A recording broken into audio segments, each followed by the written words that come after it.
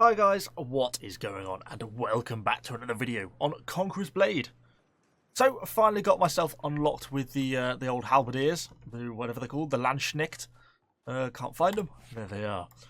Obviously, we took a little bit of a look at them in the PTR test, but I kind of obviously now actually on the live server, the challenges are out, got them unlocked, kind of how do they actually perform in a proper siege battle.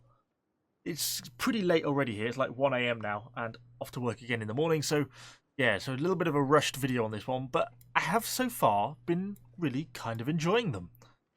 Their charge is really intense, far more intense than I actually expected from the testing that I did on the PTR.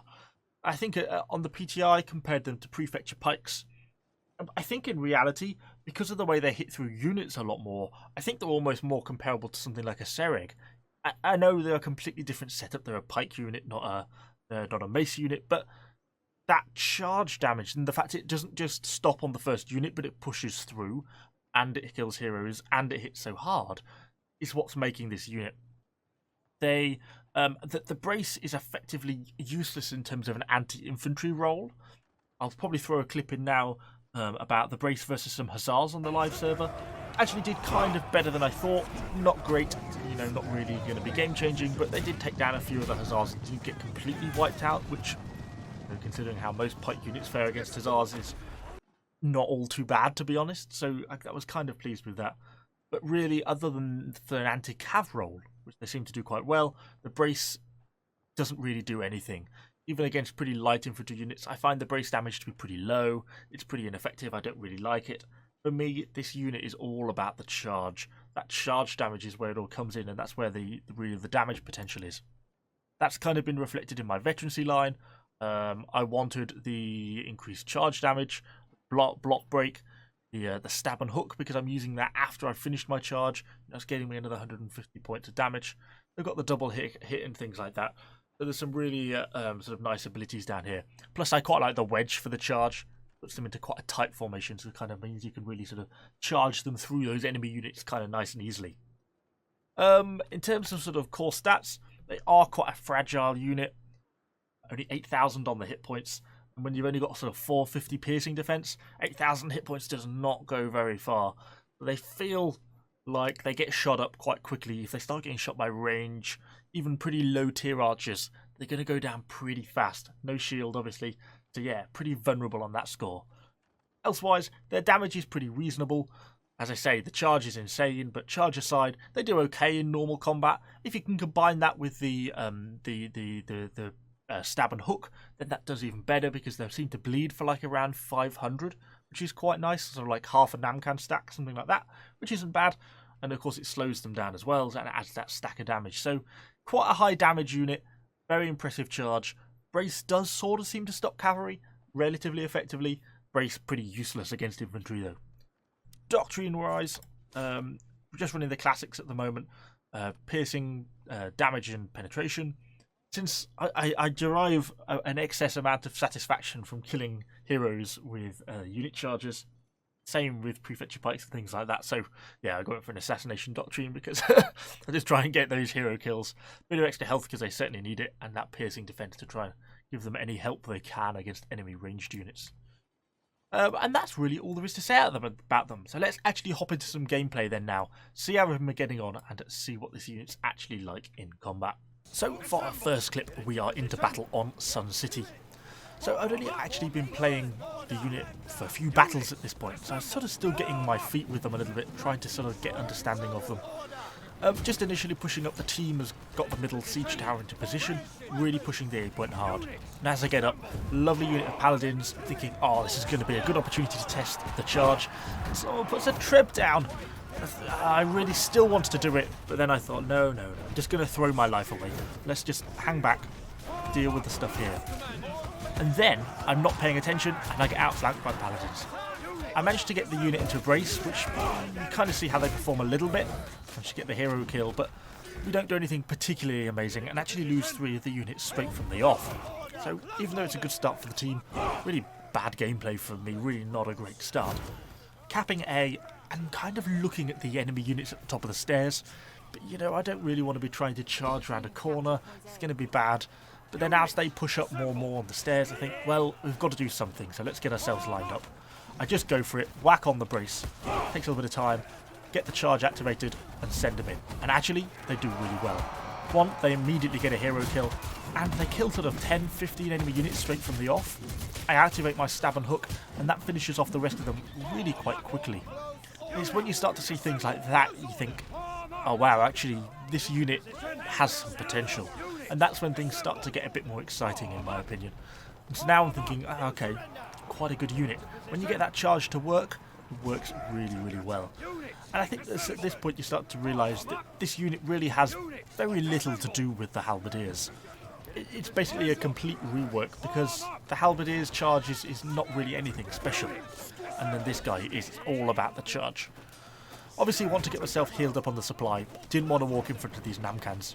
Kind of as I said at the start, the unit has very little piercing defence, and it only has about 8,000 hit points, and with no shield, they do go down really quite quickly when you start to get hit by archers. So yeah, you really want to be avoiding things like that, like the plague.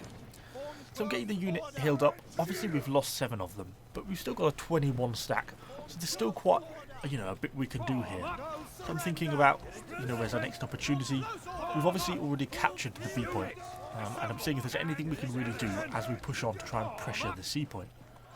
Obviously, one of the harder things I think with this unit is, because of how vulnerable they are to range, they're not really like a front line pushing unit, quite in the same sense. They require friendly units to already be engaged to really take advantage of an opportunity. And that's kind of why I think I'm a bit hesitant in some of these moments.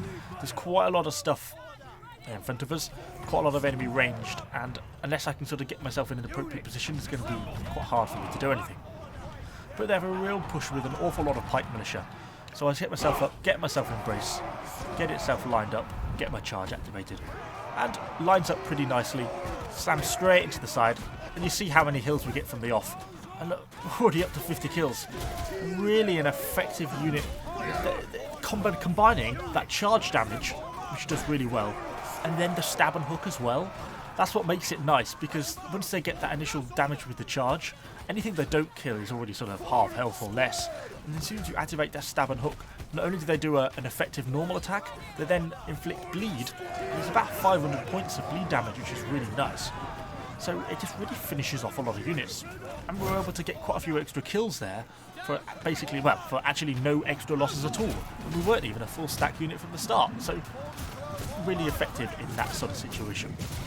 But obviously I wanted to send them back to the supply point, get themselves healed up, and then obviously I'm calling them back towards me as we start to head on to push towards the actual main base. And I can't believe I've actually not used any other units yet in this battle. There's still just only using these LandsKnechts. Perhaps we'll just call them LandsKnechts. Let's just speak in English, be kind of easier. So as they're on the way back to me, they're not the quickest unit ever in the game. They're not slow, but equally you don't feel like, oh, here they come. They do actually take a fair while to get back to you. Although, it is a fairly long distance to the supply point on this map. Maybe I should have gone to the one on the right hand side of the map, would have been a bit more appropriate. So now I'm kind of looking for my way round the side, trying to see what else I can find. I'm also trying to see if I can find something to test the brace damage on, because I wanted to sort of see how effective that is, and can it be a sort of viable ability to use. So I'm kind of pushing through this citadel part of the back of the Sun City base, trying to see if there's anything sort of either range-wise which I can charge into, or enemy infantry-wise which I can sort of engage and attack. And it looked like the rest of the team was kind of pushing the main base point fairly hard, so I was sort of looking for my opportunities. Now I know obviously I could quite easily kill those 4 muskets there. I kind of didn't want to, because I kind of didn't want to end up getting funneled right down to the back of the enemy base. I wanted to see if there was going to be something more interesting coming out which I could then attack. And then I was thinking, oh, maybe there isn't. And then we get a unit of Martellatori. Okay, crap unit, but perfect for wanting to test the brace, and good for this video. So I put the unit in brace formation, and we start to see basically how, in my opinion, how ineffective it is. We're actually taking losses. We've lost 2 units. Earlier we were fighting like 60 pike militia, and we were easily able to win. And okay, they kill the Martellatori, but we take 3 losses in the process. And actually, it took quite a long time to kill the unit.